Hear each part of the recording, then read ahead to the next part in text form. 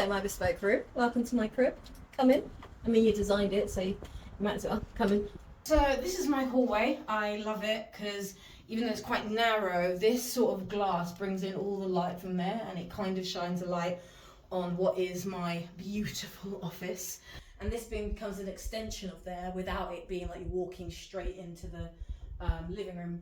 This living room is now my office because I do all the work. I work so much that I thought I'd take the biggest room for my office, not the smallest. I'd like to keep it quite neutral, like a sort of off-white colour, because there's so much going on with all the art and the posters and things like that that I think it just subdues it a little bit. And then this is the kitchen slash living and dining area. I think this was the room that inspired a lot of the start. I knew I wanted green cabinetry. It was all very dark and grey, and black and grey and white, which I just thought were a weird combination. I was like determined I wanted this to be a whole green situation. I was like, I want green everywhere. And she was like, okay, cool, but maybe we should introduce a little another colour. And she suggested this sort of light blush pink. And when that green and pink idea came in, I became obsessed.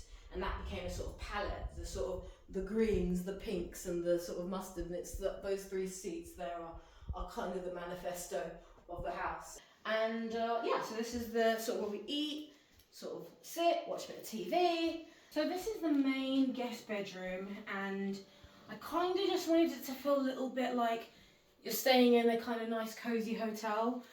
And Milena kind of suggested like little pops of red, and then I sort of ran with that, and then we got some shelving because one of my things was that I needed more storage, so we got this made, and this really weird pink purple. I'm not sure, is it pink, is it purple? I don't know, answers on the postcard, but I do love it.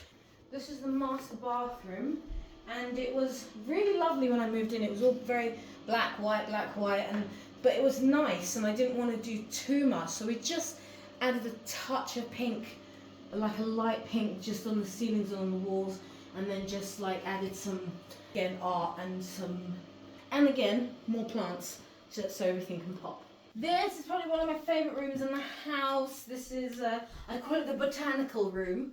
I kind of wanted a space that was really cozy, really warm, and separate from sort of living, kitchen, loungy life. I think the colours are beautiful.